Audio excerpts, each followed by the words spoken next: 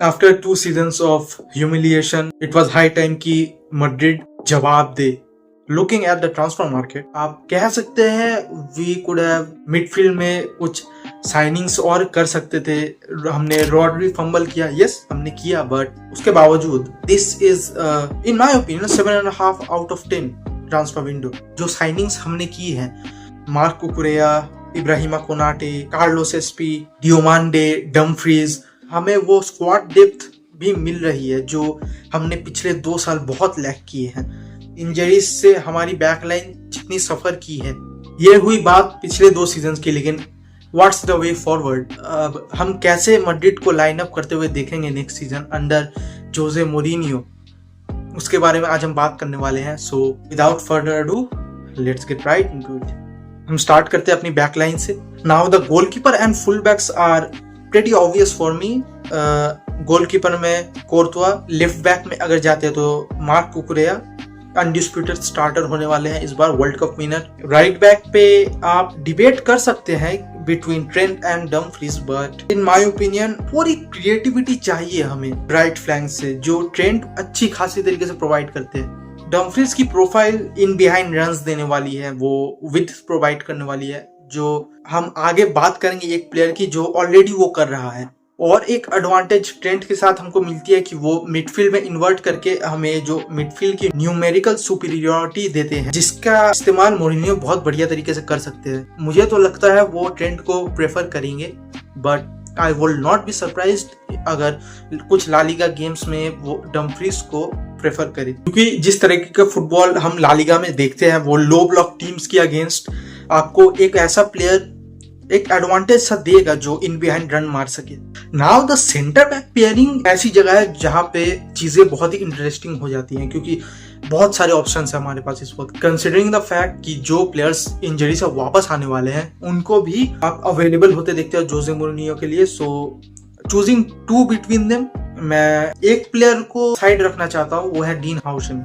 Although उन्हें world cup में select नहीं किया गया, but he is still one of the best young center halves in the world. उनकी on the ball ability is pretty comparable in my opinion to Pau Cubarsí. Debate on its own, but for Madrid he is a very important player क्योंकि वो build up from the back में बहुत help करेंगे.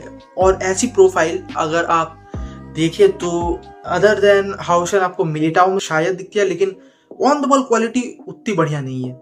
हमें एक ऐसा centre back भी चाहिए जो थोड़ा फिजिकल हो. उसके लिए हमारे पास ऑप्शंस है Rudiger, Konate. I would go for Konate this season, although पिछले सीजन उनके परफॉर्मेंसेस को बहुत ज्यादा क्रिटिसाइज किया गया था, but in my opinion that was just the wrong environment. Liverpool were not good last season. मैं उन्हें अच्छा परफॉर्म करता देख सकता हूँ अंडर मोरिनियो, क्योंकि मोरिनियो जिस हिसाब का फुटबॉल खिलाते हैं वहां पे उन्हें मिडफील्ड से भी थोड़ा डिफेंसिव कवर मिलने की उम्मीद रखता हूं मैं. सो वहां पे कोनाटे विल फ्लोरिश. वो एरियल एबिलिटी, फिजिकलिटी वो प्रोवाइड करेंगे उस बैकलाइन में. Rudiger could be used as a backup for Konate. ये हुई बात हमारी डिफेंस की. अब हम जब मिडफील्ड की तरफ देखते हैं तो this season our midfield is really stack. We have signed Bernardo Silva. We already had very high quality midfielders last season, but it just couldn't work out. So what could be the fix for it?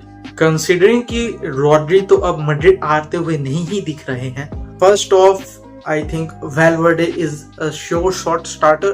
और जो मैं बात कर रहा था कि right flank पे width provide करने वाला player, you could have guessed it before, but yes, it is Valverde, जो ट्रेंट के साथ एक पार्टनरशिप बनाते हुए हमें पिछले सीजन भी दिखे थे and it was looking quite good.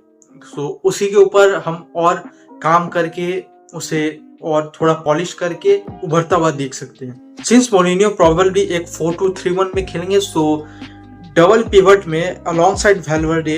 आप पिछले सीजन चुआमिनी को खेलते हुए दिख रहे थे, बट वो थोड़ा आउट ऑफ फेवर होते हुए लग रहे हैं मुझे, क्योंकि हमने अभी बर्नार्डो सिल्वा को साइन किया है. So do I see Valverde and Bernardo in a pivot? In my opinion, yes, क्योंकि Bernardo is the closest thing to our fix, if that makes any sense. क्योंकि बर्नार्डो पिछले season अंदर पेप वो deep lying play maker वाला role ही खेल रहे थे and he was quite good at it. आप उनका वर्ल्ड कप इग्नोर ही कर सकते हैं क्योंकि he wasn't being utilized properly. Valverde and Bernardo would be my double pivot. But अब in my opinion the biggest dilemma who starts between Bellingham and Arda Güler. मैं obvious बातें नहीं बोलने वाला, हम सब जानते हैं कि इस लेवल के प्लेयर्स है Bellingham and Arda Güler, but choosing between one of them, it is a good problem to have, but it is still a problem क्योंकि you can't drop Bellingham. Can you after the World Cup जिस हिसाब की performance उन्होंने दी है, I would say single-handedly carrying England to a World Cup semi-final. But conversely, are you really gonna drop Arda Güler? क्योंकि the last season, I think most chances created in La Liga and also in the Champions League. Who would I really choose? It is close, but I would still choose Bellingham. Bellingham is really tough to beat in any category. Box to box, in behind runs, ball controlling, वो creativity, वो defensive work rate. Arda Güler is a really tough competition. If Mourinho focus करना चाहते हैं only on the creative side, मैं Arda Güler को ही pick करने वाला था, but considering the kind of play style Mourinho has, he would love Bellingham. Although तुम अपने thoughts comment में बता सकते हो मुझे, who would you choose between Bellingham and Arda? Now the front line, let's be serious. Left wing and the striker are pretty much fixed. It's gonna be Mbappe and Vini Jr.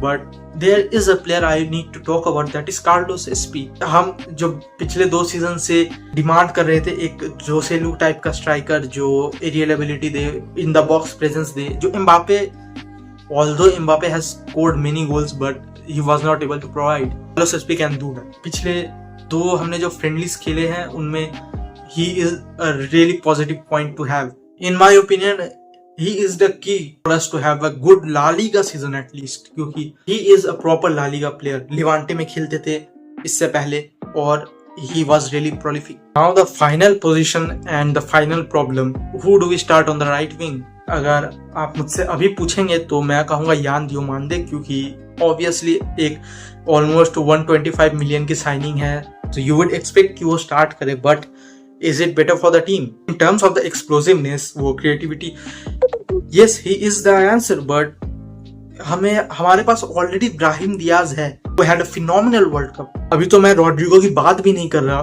जो injury से वापस आएंगे. ये video मैं record कर रहा हूँ after the friendly against डिपोर्टिवो. उसमें ब्राहिम दियाज ने जो गोल मारा एंड ओवरऑल जो उनकी परफॉर्मेंस थी, I would pick Brahim, but in the long run I think using Brahim and Diomande in a rotation would add a lot of dynamic to this team, क्योंकि हम वो right side से थोड़ा सा फीके लग रहे थे कंपेयर टू द लेफ्ट पिछले 2 seasons. I think signing Diomande fixes that quite a lot, क्योंकि Mastantuono was just not good enough last season. So this is the finished 11. What do I see them winning this season? That's not really gonna be predictable now, but let's see. अब कुछ La Liga games देखने के बाद हम यहाँ पे बात करेंगे, तो तब मैं अपना स्टैंड थोड़ा और शायद क्लियर बता पाऊँ. But for now I guess this is enough. See you guys again letter.